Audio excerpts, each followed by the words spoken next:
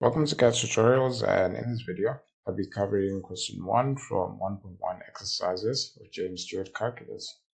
So this question says, if f of x is x plus square root of 2 minus x and g of u is u plus square root of 2 minus u, is it true that f equals g? And the answer is yes. The reason for that is these two functions are equal for each corresponding u and x.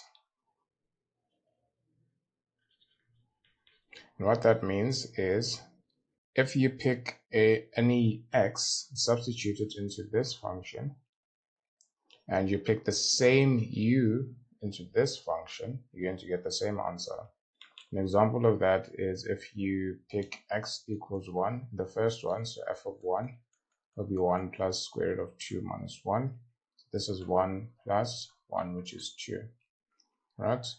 Then in g of u, if you pick the same number,